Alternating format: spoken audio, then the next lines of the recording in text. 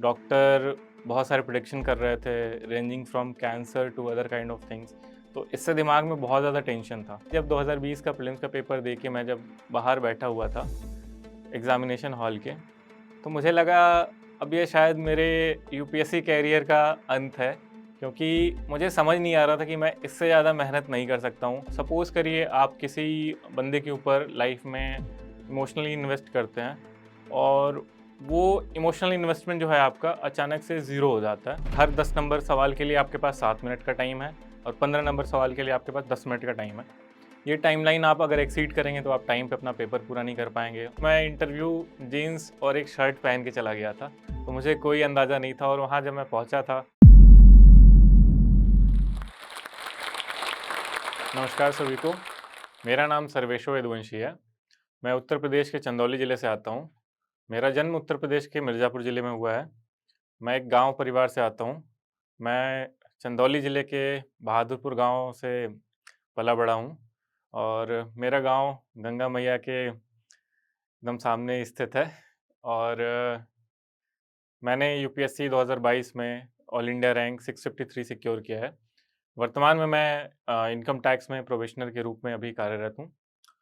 अ, overall मैं अपनी personal life यहाँ बताने के लिए आया हूँ। और उसके अलावा मैं कुछ टिप्स दूँगा जो मुझे मतलब जो मेरे फेलियर से आप सीख सकते हैं कि कैसे मतलब क्या गलतियाँ आप ना करें जिससे आप यूपीएससी में जल्दी सक्सेस हो पाएँ।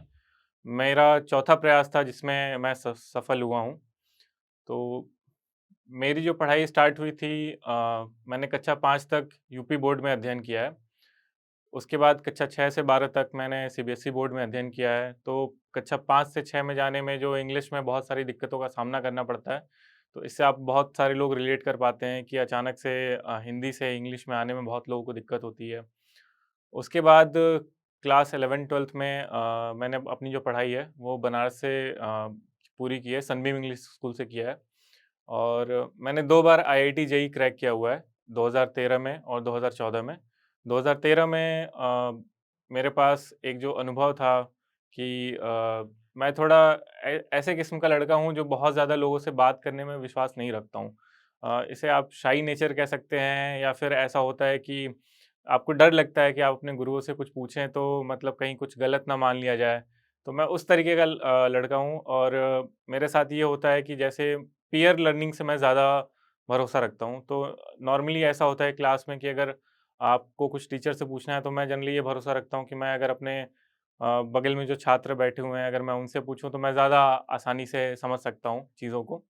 तो मेरा नेचर उस टाइप का रहा है और क्लास 12th में मैंने जब आईआईटी क्रैक किया था तो उस वर्ष अनफॉर्चुनेटली ऐसा था कि अ, मैं किसी से संपर्क नहीं कर पाया था काउंसलिंग के लिए या फिर मुझे वो ज़रूरी नहीं लगा। तो मैंने ये ऐसा किया था कि सारे सब्जेक्ट में मैंने कंप्यूटर साइंस के लिए भर दिया था सारे कॉलेजेस में। तो उस साल मुझे कोई रैंक अलॉट नहीं हुआ, कोई सीट एलोकेशन नहीं हुआ। उसके बाद ऐसा था कि उस वर्ष पहला बार था कि जब आईआईटी जेईई के एग्ज़ाम के लिए पहले आपका मेंस एंड देन एडवांस का पेपर हुआ करता था। तो उस वर्ष मेरा जो क्लास 12th में जो परसेंटेज था वो 89.6 था। तो मेरा जो रैंक 8000 के आस-पास आना चाहिए था वो मेरा रैंक 24,000 चला गया। तो इस कारण मुझे उस वर्ष एनआईटी में भी कोई सीट नहीं मिली थी। तो मेरे लिए वो थोड़ा दुखदाई फ़ेज़ था क्योंकि मैंने 2 साल बहुत मेहनत की थी। ऑन अ डेली बेसिस मैं लगभग 20 किलोमीटर साइकिल से जाता था और 20 किलोमीटर साइकिल से आता था। तो 2 वर्षों की मेहनत जो मेरी थी, एक भूल के कारण उसका लॉस हो गया। फिर अगले साल मैंने फिर से मेरे माँ-बाप ने मुझ पर भरोसा किया और मैंने फिर से एक बार तैयारी करना स्टार्ट किया और 2014 में मैंने आईआईटी जेईई क्रैक किया और मुझे आईआईटी कानपुर में इलेक्ट्रिकल इंजीनियरिंग ब्रांच प्राप्त हुआ था 2014 में। बट उस वर्ष उस ज़माने में एक एग्ज़ाम हुआ करता था जो यूपीएससी के द्वारा कंडक्ट किया जाता था, जिसका नाम था स्पेशल क्लास रेलवे अप्रेंटिस एससीआरए। ये एग्ज़ाम 2015 तक चला उसके बाद फिर इसे यूपीएससी ने बंद कर दिया। तो एससीआरए के एग्ज़ाम में ऐसा है कि लगभग 3 से 4 लाख लोग एग्ज़ाम देते थे और मुश्किल से कुछ 30-32 लोगों का सिलेक्शन हुआ करता था।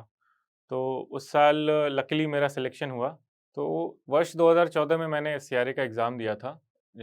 इसका फुल फॉर्म है स्पेशल क्लास रेलवे अप्रेंटिस जो यूपीएससी द्वारा कंडक्ट किया जाता था। तो इसमें मुख्यतः 3 पेपर होते थे प्रिलिमिनरी स्टेज में, उसके बाद इंटरव्यू का प्रोसेस था। तो पहले पेपर में आपके 3 मिसलेनियस सब्जेक्ट हुआ करते थे, जो 200 नंबर का पेपर हुआ करता था। इसमें आपके सोशल साइंस से रिलेटेड सारे सब्जेक्ट हुआ करते थे।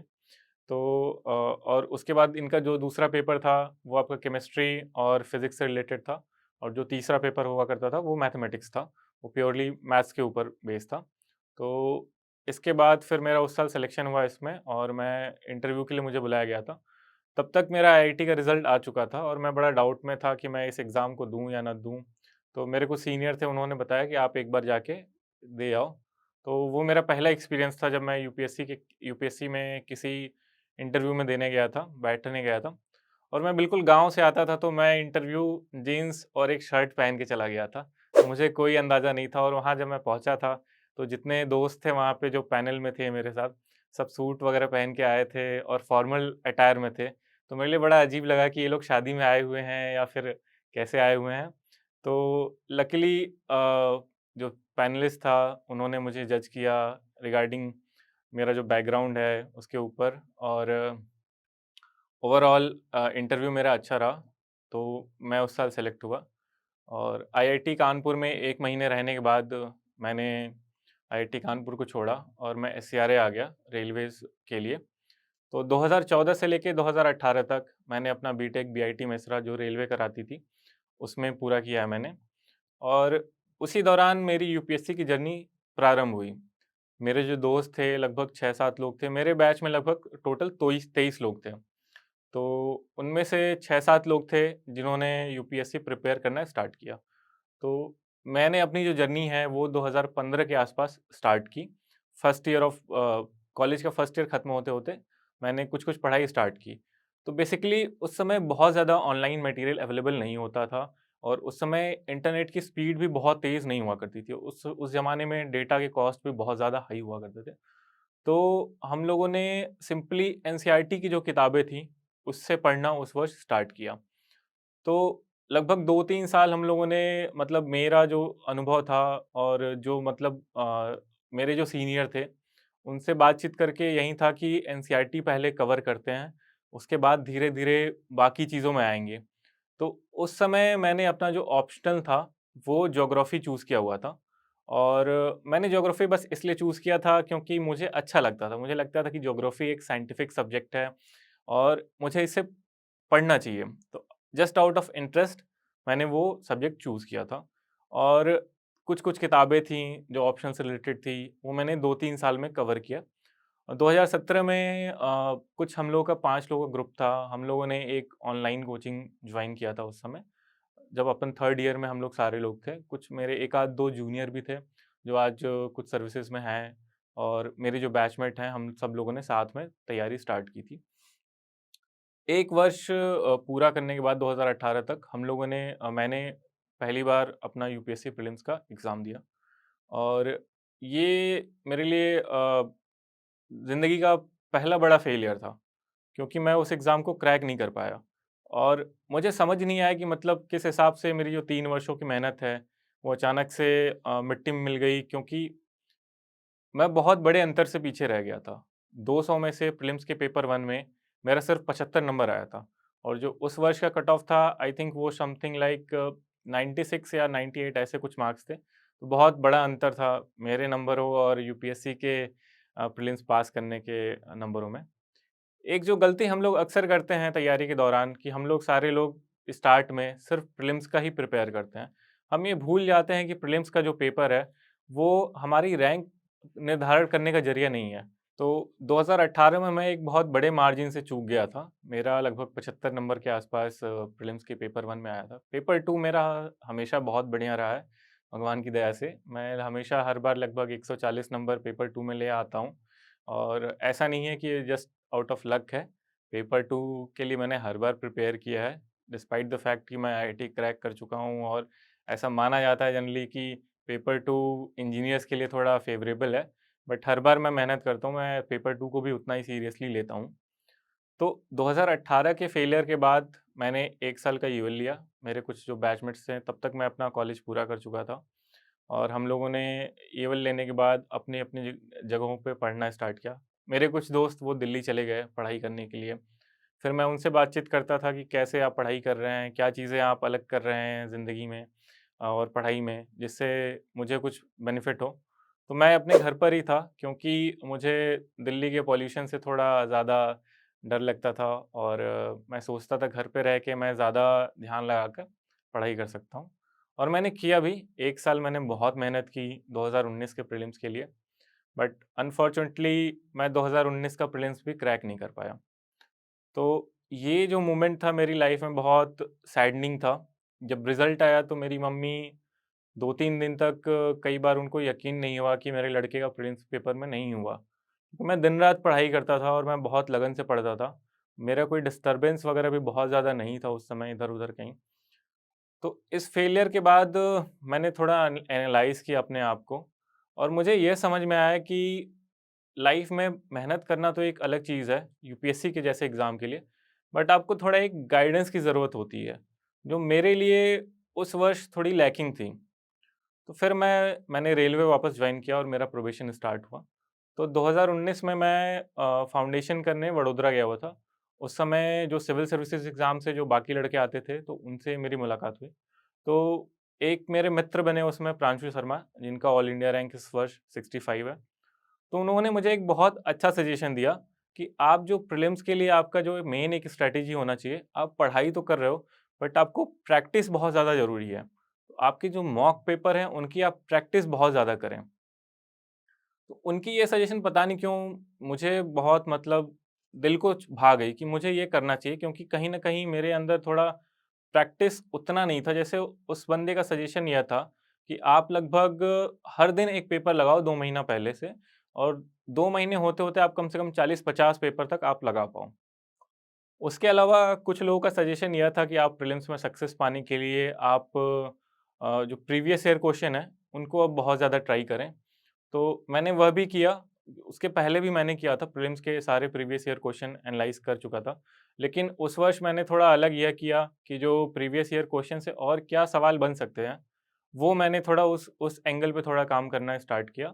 और डेफ़िनेटली वह थोड़ा एक बढ़िया एस्पेक्ट था, जिससे 2020 के प्रीलिम्स में मुझे सफलता मिली। 2020 का प्रीलिम्स का पेपर जब मैंने दिया था, तो उस हर वर्ष की तरह प्रीलिम्स का पेपर ऐसा होता है कि आपको समझ नहीं आता कि कैसे क्या पूछ दिया गया है यूपीएससी में। मुझे अच्छे से याद है कि जब 2020 का प्रीलिम्स का पेपर दे के मैं जब बाहर बैठा हुआ था एग्ज़ामिनेशन हॉल के, तो मुझे लगा अब ये शायद मेरे यूपीएससी करियर का अंत है, क्योंकि मुझे समझ नहीं आ रहा था कि मैं इससे ज़्यादा मेहनत नहीं कर सकता हूँ। मेरे अंदर जितना था मैंने सब कुछ दे दिया, और फिर भी मुझे उस समय बाहर बैठ के लगा था कि मैं इस एग्ज़ाम में असफल हो गया हूँ। जिस हिसाब से कुछ लोगों से बात हुई मेरी उस समय, अक्टूबर का महीना था, कुछ लोगों से बात हुई तो कुछ सवाल जो थे वो मैंने गलत किए हुए थे उस समय, जो कुछ लोगों से बात करके लग रहा था। तो एक आपका होता है कि नेगेटिविटी आ जाती है अंदर। तो बाहर बैठ के मुझे लगा कि मैंने इतनी मेहनत की, इतने सारे सवाल किए, हर एक चीज़ जो मुझे लोगों ने बताया था मैंने सब कुछ ट्राई कर लिया।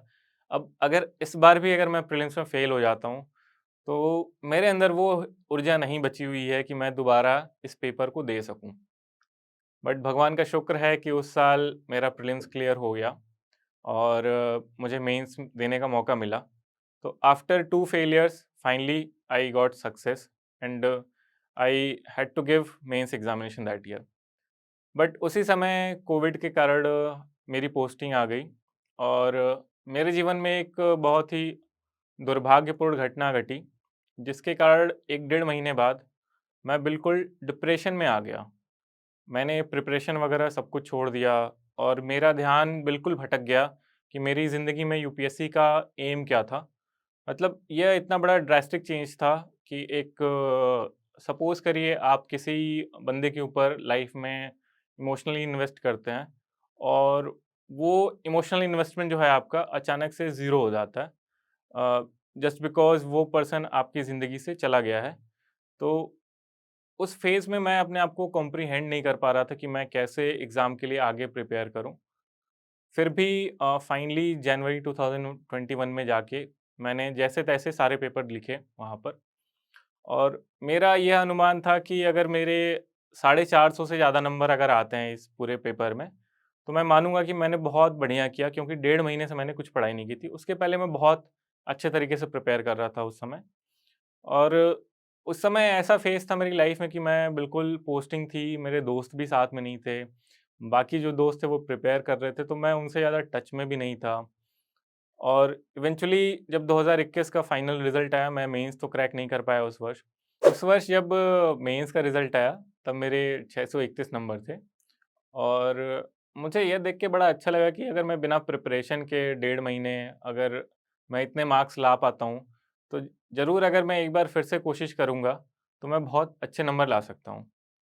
पर उस दौरान रेलवे में बहुत सारे हादसे होते थे, जिनके कारण हमारी रेलवे में ड्यूटी कुछ बहुत ज़्यादा अ, मेहनत या बहुत ज़्यादा आप कह सकते हैं हार्ड वर्किंग हो गया था। लगभग दिन में 14-14, 15-15 घंटे काम करने के लिए बाद भी रेस्ट बिल्कुल नहीं मिलता था। और उसी दौरान मुझे 2 चार्ज दे दिए गए थे, एक इलेक्ट्रिकल इंजीनियरिंग का भी और मैकेनिकल इंजीनियरिंग का भी। तो 2021 का जो प्रीलिम्स का पेपर था, 1-2 महीने पहले ही मुझे मतलब ये समझ में आ गया कि जिस हिसाब से मेरी प्रिपरेशन है, उस हिसाब से मैं ये एग्ज़ाम नहीं दे सकता हूँ। तो मैंने अपने दिमाग में थोड़ा ये बनाया कि मैं ये पेपर नहीं दूँगा। और मैंने उस वर्ष का एग्ज़ाम नहीं दिया। और धीरे-धीरे मैंने यह रियलाइज़ किया कि मैं ज़िंदगी में कुछ मतलब एन्जॉय नहीं कर पा रहा हूँ अपने आप को, जो खुशियाँ हैं वो महसूस नहीं कर पा रहा हूँ। मैं काम में भी कुछ बढ़िया करता था, कुछ अवार्ड मुझे रेलवेज़ में मिलते थे, जैसे पीएसएमई अवार्ड मिला था और डीआरएम अवार्ड मिले थे मुझे उस वर्ष।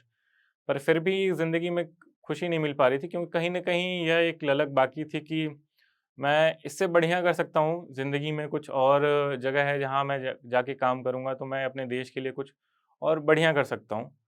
तो इस कारण धीरे-धीरे 2021 के अंत तक और 2022 के स्टार्ट तक अ, मैं बहुत ज़्यादा दुनिया से कटा-कटा महसूस करने लगा। और मैं एक ऐसा फ़ेज़ था कि मैं बहुत ज़्यादा डिप्रेशन में था। तो फिर मेरे जो बॉस थे, उनसे मैंने एक दिन बात की। और जो प्रोफ़ेशनल लाइफ़ पे लेवल पे जो समस्याएँ चल रही थी, जो पर्सनल लेवल पे समस्याएँ चल रही थी, उनको मैंने उनसे शेयर किया। तो उन्होंने बताया कि आप एक डिप्रेशन से गुज़र रहे हो। जो पहले आदमी थे जिनसे मैं खुल के बात किया after certain period of time. और फिर मैं थोड़ा मेडिकेशन में गया और उन्होंने बोला कि आप छुट्टी ले लो कुछ दिनों के लिए। तो मैंने फिर 6 महीने की छुट्टी ली और फिर मैं 2022 का प्रीलिम्स और एग्ज़ाम देने के लिए बेसिकली आ गया। स्टार्ट के 2 महीने फ़ेज़ जो थे मेरे पास, 2 महीने बाकी थे बस प्रीलिम्स के लिए, और मैंने लगभग डेढ़ साल से पढ़ाई छोड़ी हुई थी, कुछ भी नहीं पढ़ा था। मैंने अपना ऑप्शनल सब्जेक्ट भी, पहले मेरा ज्योग्राफ़ी हुआ करता था, वो चेंज करके मैं इधर सोशियोलॉजी पे आया था, और मैंने अभी सोशियोलॉजी का कुछ भी प्रिपेयर नहीं किया हुआ था। पर मैं इन सब चीज़ों के लिए कुछ भी नहीं सोच रहा था, मेरा पहला लक्ष्य यही था कि मैं प्रीलिम्स क्लियर करूँ किसी तरह से। क्योंकि प्रीलिम्स क्लियर करना एक सबसे बड़ा स्टेज है। क्योंकि अगर आप प्रीलिम्स ही नहीं क्लियर कर पाओगे, तो आप मैदान में जो यूपीएससी की जर्नी है उसमें आप उतर ही नहीं पाओगे। क्योंकि जो कई ऐसे लड़के होते हैं, कई बहुत अच्छे लड़के होते हैं जिनका रैंक निकल जाता है, पर अगले बार वो प्रीलिम्स क्लियर नहीं कर पाते हैं। इस वर्ष ही अगर आप देखेंगे तो कई लड़के थे जिनका 2022 के मेरिट लिस्ट में नाम आया, पर इस साल प्रीलिम्स नहीं क्लियर कर पाए। तो इससे मतलब एक सबसे बड़ी सीख ये है मेरे मतलब 4 बार के अटेम्प्ट से, कि आप प्रीलिम्स को कभी लाइटली नहीं ले सकते हैं। मेरे टोटल 4 अटेम्प्ट में 2 बार ऐसा हुआ है कि मैं प्रीलिम्स क्लियर नहीं कर पाया हूँ। और जो लड़के प्रीलिम्स क्लियर कर लेते हैं, उनके पास हमेशा यह मौका रहता है कि वो मेरिट लिस्ट में अपना नाम ला सकते हैं। भले इर्रेस्पेक्टिव ऑफ द फैक्ट कि उनकी मेंस की तैयारी कैसी रही है पहले, कितना बढ़िया रहा, कितना खराब प्रिपरेशन उनका रहा है। ये आप मेरे एग्ज़ाम्पल से आप ये देख सकते हैं। किसी तरीके से मैंने प्रीलिम्स क्लियर किया, फिर से प्रीलिम्स का एग्ज़ाम देने के बाद मुझे ऐसा लगा कि नहीं हो पाएगा, क्योंकि 2022 का पेपर 2023 की तरह ही बहुत ज़्यादा टफ़ था। बाहर निकल के फिर से वही सारे थॉट्स आते थे फेलियर के, कि नहीं होगा। बट लकीली जब रिज़ल्ट आया प्रीलिम्स का, तो मेरा एग्ज़ाम क्लियर हुआ था। उसके बाद फिर मैंने स्ट्रैटेजी बनाई कि मुझे कैसे अब ये मेंस का पेपर निकालना है। तो मैंने स्टार्ट किया सोशियोलॉजी से। पहले डेढ़ महीने में मैंने कुछ ऑनलाइन प्लेटफ़ॉर्म पे वीडियो लेक्चर्स अवेलेबल थे टेलीग्राम से, तो उसको मैंने देखा और डेढ़ महीने में पूरा सोशियोलॉजी का सिलेबस कवर किया। उसके बाद मैंने टेस्ट सीरीज़ जॉइन की एक कोचिंग से, लगभग 12 टेस्ट मैंने दिए सोशियोलॉजी के। और उस दौरान मैंने एक बहुत बेसिक चीज़ की थी कि मार्केट में जैसे बहुत सारे मटेरियल अवेलेबल हैं पढ़ने के लिए आपके पास, बट आपको बहुत सेलेक्टिव होना पड़ता है कि आप किन चीज़ों को पढ़ें। तो मैंने बस एक एसेंशियल सोशियोलॉजी की किताब थी, वो मैंने पढ़ा, और जो नोट्स मैंने लेक्चर देखे थे उससे बस नोट्स बनाए थे। और मैंने उन्हीं नोट्स पे बार-बार जो डेली लाइफ़ थे अपने, जो न्यूज़पेपर पढ़ रहे हैं, उनसे कितने एग्ज़ाम्पल हो सकते हैं, वो एग्ज़ाम्पल मैंने बहुत सारे सेट किए कि ये एग्ज़ाम्पल मैं यहाँ लिख सकता हूँ, वहाँ लिख सकता हूँ। और हर बार मैं पेपर देने जाता था, जो भी मॉक टेस्ट देने जाते थे, कुछ सवाल होते थे जो मुझे नहीं आते थे। तो हर बार मेरा मतलब इतना शॉर्ट था चीज़ें कि हर बार मुझे कुछ न कुछ नया पता चलता था, और मैं उसे अपने कॉपी में ऐड करता जाता था। ऐसा नहीं था कि मैं मतलब नई चीज़ें सीखने के लिए बिल्कुल अवर्स हो गया था, क्योंकि सोशियोलॉजी का सब्जेक्ट ही मेरे लिए पूरा नया था।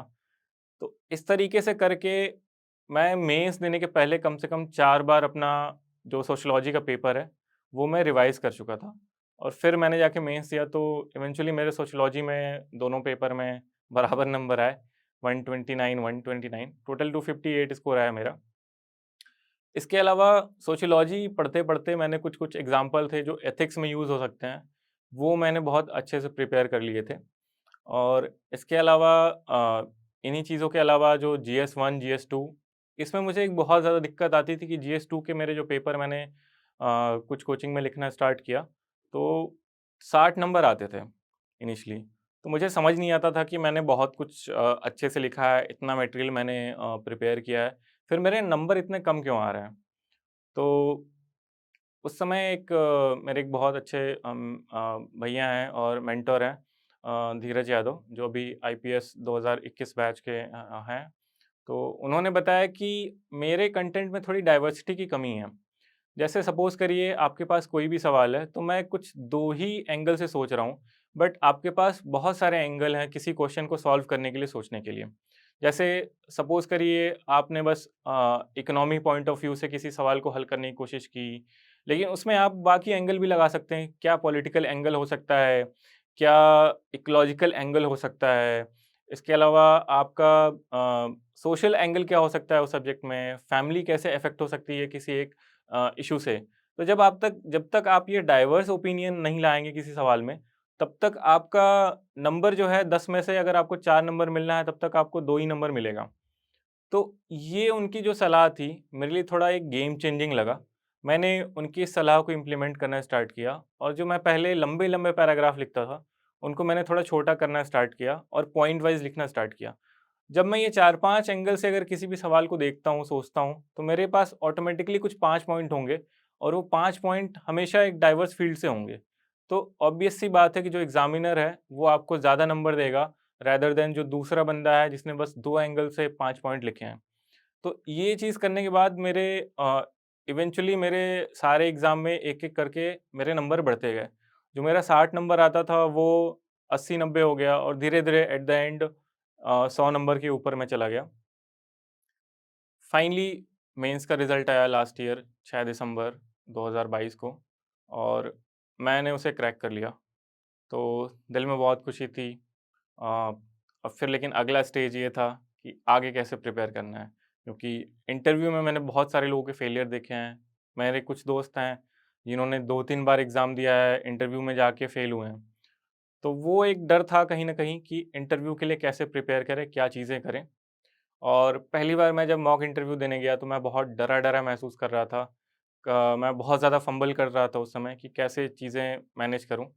तो उन्होंने कुछ सजेशन दिए, और उन सजेशन को मैंने इम्प्लीमेंट किया, और धीरे-धीरे हर एक मॉक इंटरव्यू के साथ मैं थोड़ा बेहतर होता गया। और फाइनली जब यूपीएससी का इंटरव्यू आया, तो मैंने बहुत ही खुले दिमाग से और बहुत ही आराम से वो इंटरव्यू दिया, और मेरे फाइनली इंटरव्यू में 176 मार्क्स आए, और भगवान की दया से मैं इस एग्ज़ाम को क्रैक कर पाया। जो मेरी एक लर्निंग है, जो हर एक स्टेज में आपके पास एक ही तरीका है क्रैक करने का, वो है कि आप प्रैक्टिस करें।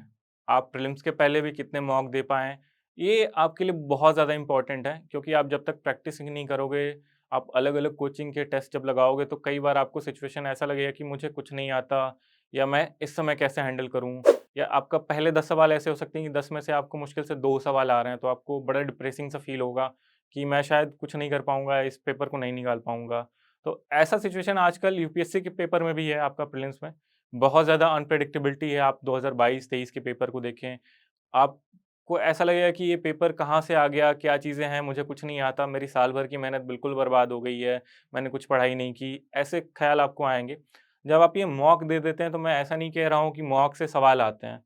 मॉक से हो सकता है 100 में से मुश्किल से 4-5 सवाल आपके पास आएँ, बट आपकी एक जो कंडीशनिंग हो जाती है ना मॉक देने के दौरान, वो आपके लिए बहुत बड़ा हेल्पफुल हो जाता है। एक्चुअल एग्ज़ाम में जब आप बैठेंगे, जब उन दिक्कतों का सामना करना करेंगे, तो बहुत ज़्यादा बेहतर हो जाता है। प्लस नॉर्मली जो हमारा प्रीलिम्स का पेपर होता है, वो मई या जून के महीने में होता है। तो आप जब अपने घर में बैठ के अगर पेपर लगाते हैं और एक एक्चुअल एग्ज़ाम क्लासरूम में अगर आप जाके अगर पेपर करते हैं, तो उसमें बड़ा फ़र्क रहता है, क्योंकि घर में बैठ के आप थोड़े रिलैक्स रहते हैं। कई बार ऐसा हो सकता है कि आप 2 घंटे का पेपर है, तो 1 घंटे में कुछ कर रहे हैं, फिर 1 घंटे बाद मैं थोड़ा ब्रेक ले लेता हूँ, फिर करता हूँ। तो वो एकदम एग्ज़ामिनेशन टाइप जो सिमुलेशन है, वो घर पे बैठे-बैठे कई बार नहीं आता। कुछ लोगों का होता है कि वो घर पे बैठे-बैठे एग्ज़ाम टाइप सिमुलेट कर पाते हैं, बट इन जनरल कुछ लोग होते हैं जो नहीं कर पाते हैं।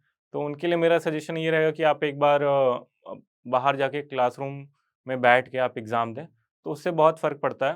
प्रीलिम्स के बाद जैसे अब मेंस का पेपर आता है हमारा, तो मेंस में भी आपको सेम प्रीलिम्स वाली स्ट्रैटेजी लगानी है कि मैं जितने ज़्यादा पेपर सॉल्व कर पाऊँ, वो मेरे लिए बहुत बेहतर होगा।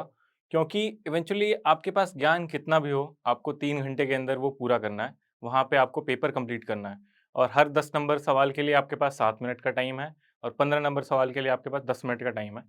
ये टाइमलाइन आप अगर एक्सीड करेंगे तो आप टाइम पे अपना पेपर पूरा नहीं कर पाएँगे और इवेंचुअली अगर आप कोई क्वेश्चन छोड़ते हैं तो आपका जो लॉस है, वो ठीक-ठाक हो जाता है इतने बड़े कॉम्पिटिशन में। क्योंकि 1 या 2 नंबर से भी अगर आप पीछे होते हैं, तो ये डिसाइड कर सकता है कि आपको सिलेक्शन के बाद कौन-सी सर्विस मिलने वाली है। ये बहुत मैटर करता है।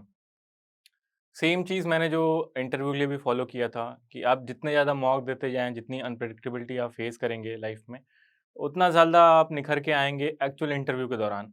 आपके अंदर क्या कमियाँ हैं, वो मॉक देते-देते आपको पता चल पाएगा। ये तो रही बात यूपीएससी के दौरान आपको क्या-क्या दिक्कतें फेस करनी पड़ती हैं और क्या-क्या चीज़ों का सामना करना पड़ता है, कैसे आप अपने आप को इम्प्रूव कर सकते हैं। यूपीएससी का रिज़ल्ट आया 22 मई 2023 को, इसी वर्ष, लगभग अब 6 महीने होने वाले हैं। तो उन दिनों मैं थोड़े एक बहुत बड़ी मुसीबत से जूझ रहा था। मेरी रेलवे में पोस्टिंग एक कासगंज जैसी जगह पर हुई थी। तो ऑल्दो वो थोड़ा रिमोट लोकेशन था, मैं उस जगह को एन्जॉय कर रहा था। मैं लोगों से मिलता था, बातें करता था और वहाँ पे facility wise, health facility wise कुछ अवेलेबल नहीं था। तो अनफॉर्च्यूनेटली रिज़ल्ट के 2 दिन पहले मेरी वाइफ़ की तबीयत बहुत ज़्यादा ख़राब हो गई। अचानक से उसको साँस लेने में बहुत दिक्कत हुआ और मुझे कुछ समझ नहीं आया तो मैं क्या करूँ? फिर कुछ मेरे जो डॉक्टर लोग थे या सीनियर थे उनसे मैंने बात की। तो वाइफ़ को लेके मुझे फिर बरेली आना पड़ा और 22 मई को जब रिज़ल्ट आया तो उस समय मेरी वाइफ़ के टेस्ट चल रहे थे। तो मुझे कुछ अंदाज़ा नहीं था और मैं थोड़ा बहुत सीरियस था, क्योंकि एक्चुअल में क्या इश्यू हुआ है वाइफ़ को ये मुझे पता नहीं था, ना उसे पता था। बहुत सारी दिमाग में अनसर्टेनिटी चल रही थी कि क्या हो सकता है, क्या नहीं हो सकता। डॉक्टर बहुत सारे प्रेडिक्शन कर रहे थे, ranging from cancer to other kind of things. तो इससे दिमाग में बहुत ज़्यादा टेंशन था। तो मेरे भैया हैं, उन्होंने मुझे मैसेज किया कि तुम्हारा सिलेक्शन हो गया, कांग्रेचुलेशन। तो मैं फिर भी कॉम्प्रिहेंड नहीं कर पा रहा था कि क्या चीज़ें हैं, क्या नहीं है, तो उन्होंने रैंक बताया इतना आया है। मेरा फिर भी मतलब मैं पूरी अपनी वाइफ़ के मतलब क्या हो सकता है, क्या नहीं हो सकता, उसी टेंशन में था। तो रिज़ल्ट वाले दिन मैं बहुत खुश नहीं हुआ, क्योंकि मेरी लाइफ़ में उस समय कुछ अलग टेंशन चल रहा था। इवेंचुअली मेरे एक्सपेक्टेशन थे कि मेरा रैंक कुछ 300 से कम नीचे आएगा, बट इवेंचुअली 653 आया। तो फिर भी शाम तक या अगले दिन तक जब मेरी वाइफ़ ने मुझे बोलना स्टार्ट किया कि finally you have been selected in this exam, despite the fact कि उसकी हेल्थ ख़राब चल रही थी। तो मुझे थोड़ा अच्छा लगना स्टार्ट हुआ। मेरे घरवालों का फ़ोन आया, घरवालों ने बताया कि बेटा we are proud of you. तो ये सुन के अच्छा लगता है, क्योंकि बहुत वर्षों से मेरा एक ऐसा फ़ेज़ चल रहा था लाइफ़ में, जहाँ मैं एग्ज़ाम देने के पहले मैं डिप्रेशन में भी था, मेडिकेशन पे भी था और जब ये सक्सेस आया, तो मुझे बहुत खुशी इमीडिएटली नहीं हुई, पर ये खुशी रियलाइज़ होने में थोड़ा 1-2 दिन का टाइम लगा। जब बाकी दोस्तों के फ़ोन आने स्टार्ट हुए, सबने बधाइयाँ देनी स्टार्ट की और इवेंचुअली मेरी वाइफ़ की हेल्थ भी 1-2 दिन बाद इम्प्रूव हो गई। तो फिर मैं मुझे मतलब मैंने इस सक्सेस को एन्जॉय करना स्टार्ट किया। तो मेरे लिए थोड़ा तुरंत मैं एब्ज़ॉर्ब नहीं कर पाया इस चीज़ को because of some personal issues जैसा मैंने आप लोगों को बताया।